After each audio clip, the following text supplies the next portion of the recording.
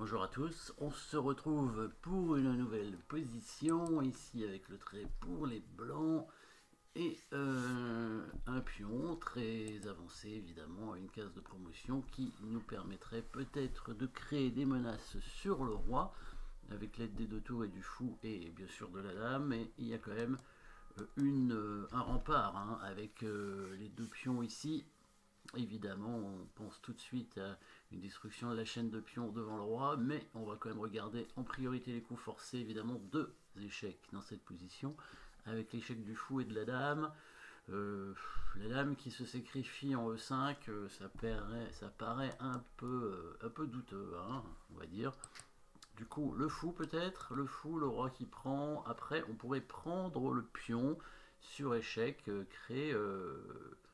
ça peut se faire, ça peut se faire. Après, le fou il est pas obligé de prendre le fou en fait. Peut-être qu'il pourrait plutôt prendre le pion, ce serait mieux dans l'idée. Après, c'est pas sûr, ça pourrait permettre d'autres choses derrière. S'il prend le fou, du coup, on pourrait prendre le pion en G6 sur échec et il reviendrait en H8. Il n'est pas obligé de prendre le pion ni la tour. Et est-ce qu'on a un mat derrière avec tour G8? Il prend, pion prend, il reprend avec la tour, il n'y a pas d'échec avec la dame. Pas sûr. L'ordre de coup a pas l'air bon, en tout cas ici. Après fou G7, reprend G7, reprend G6, le roi revient simplement en H8, l'ordre de coup n'est pas bon. Et oui, souvent dans les combinaisons, il faut, quand il y a un coup qui a l'air bon et en fait qui ne fonctionne pas, mais de justesse, souvent on peut intervertir les coups, et c'est ici aussi ce qui va arriver. Au lieu de faire le premier coup, on va jouer le deuxième, bien sûr. Donc ici, ce sera une menace de mat, et oui, une menace de mat, mais pas en un coup. Menace de mat en un coup, il y en a, et dame prend G6, avec la menace en G7, mais bon, ça ne fait que donner la dame pour l'instant. Donc on va chercher évidemment une autre menace, et ce sera une menace de mat avec des coups forcés, mais en plusieurs coups.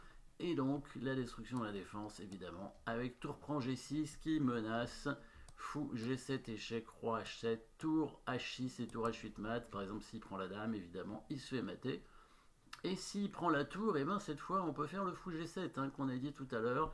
Et parce que comme il a pris la tour, ça fonctionne. Alors si on fait ça tout de suite, du coup, il peut prendre le fou, on prend le pion, il revient en H8, et là, on n'a pas trouvé de suite gagnante pour les blancs. Mais si on inverse le coup, ça fonctionne beaucoup mieux. On commence par tour prend G6, sachant que s'il prend la dame, il se fait mater en 3 coups, échec, échec et mat ici. Voilà, ça c'est la petite différence, petite variante supplémentaire. Et si jamais donc il prend la tour, maintenant on met le fou, faire échec, il est un peu obligé de prendre, et dame prend suivi du mat. S'il prend le pion, c'est pareil, évidemment, s'il prend le pion, on prend ici le roi qui se déplace, on va bouger le fou et on va mater au coup suivant avec dame G7. Pas beaucoup de défense avec les noirs ici, le fou en G7 qui est une menace importante, et il peut pas prendre la dame. Il n'y a pas grand chose à faire, donc une petite combinaison assez simple avec une belle attaque quand même. Il faut le trouver, évidemment, ce coup, parce que si on trouve pas le sacrifice de tour, bien sûr, on risque de rien avoir du tout avec les blancs. Si par exemple on échange les dames simplement, ou prendre le pion en D4, et on risque d'avoir une position à peine avantageuse avec un pion d'avance, c'est tout, et donc des difficultés peut-être à concrétiser après.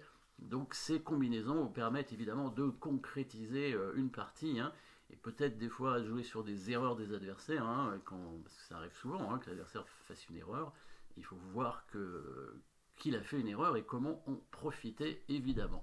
Merci d'avoir suivi cette position, n'oubliez pas de vous abonner et à bientôt.